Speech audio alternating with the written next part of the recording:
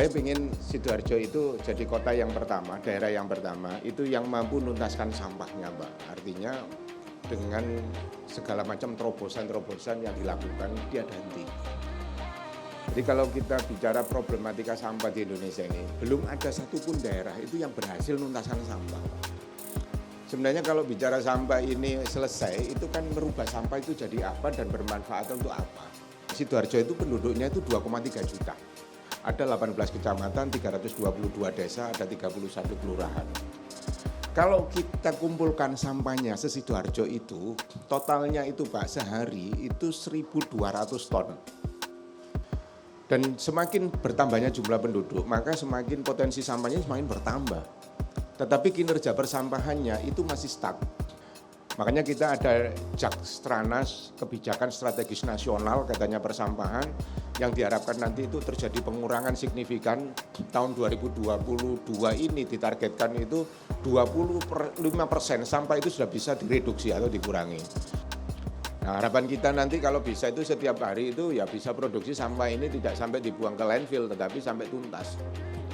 Nah, harapan besar kami, pesan Pak Bupati, semoga nanti hasil uji bakar ini juga memuaskan dari pihak PLN karena ini juga kebijakan bersama yang nanti itu harus bisa saling melengkapi bagi ikhtiarnya pemerintah daerah dalam hal pengurangan sampah. Kalau sampah ini nanti diubah dan terus kemudian off-stacker PLN ini dengan PJB-nya, itu konsis dengan tiap hari dengan bisa diproduksi dalam jumlah besar.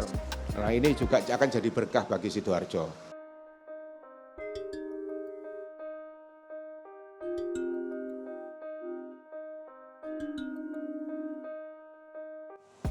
Pemanfaatan pengolahan sampah di sini bisa dipakai di boiler di PJB, Pak. Sebelumnya barangkali saya cerita gitu memang ada target-target dan juga perhatian kita terhadap lingkungan, Pak, terhadap pemanasan global utamanya yang awalnya memang juga sudah dikomitmenkan oleh pemerintah dan juga diturunkan targetnya ke PLN. Tahun 2025 itu ditargetkan 23% energi listrik yang dihasilkan oleh PLN atau seluruh Indonesia itu berasal dari energi yang terbarukan. Katakanlah potensi-potensi yang ada, Pak, apakah itu sel surya, panas bumi, PLTA, itu tidak terkejar. Salah satu yang nanti berkontribusi bisa mengejar itu adalah potensi biomasa, apa baik itu yang memang dari limbah cangkang sawit, sekam padi, limbah gergajian, dan salah satu potensi yang besar adalah dari sampah.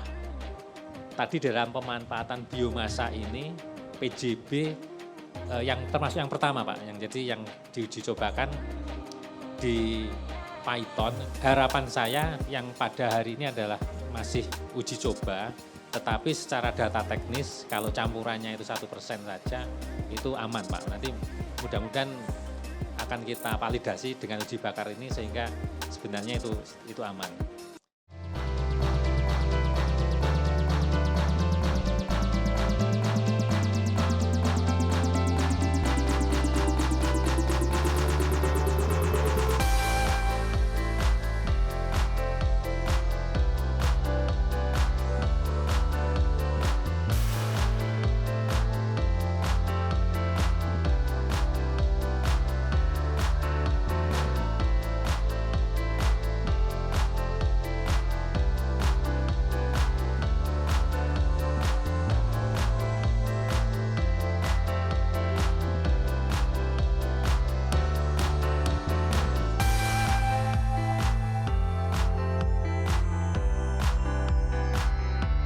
Seperti diketahui, sampah di Indonesia merupakan permasalahan yang cukup besar ya, sehingga dengan dilakukan pengolahan dan pemanfaatan sampah menjadi bahan bakar jungutan padat bisa berkontribusi terhadap green energy untuk bahan bakar PLTU batubara.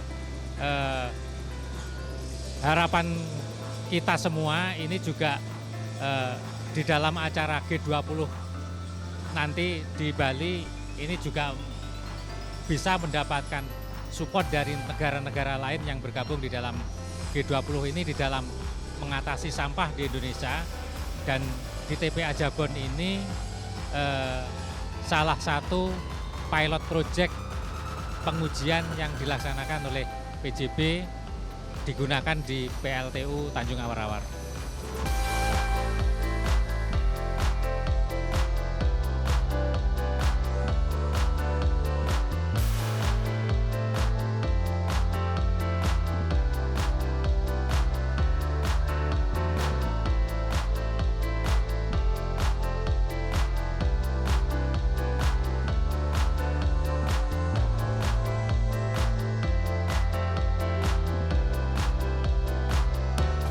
Ini sebuah kehormatan bagi pemerintah Kabupaten Sidoarjo yang direspon oleh PLN, PT PJB kaitannya dengan hari ini uji bakar terkait dengan produk RDF yang sudah dihasilkan oleh Sidoarjo.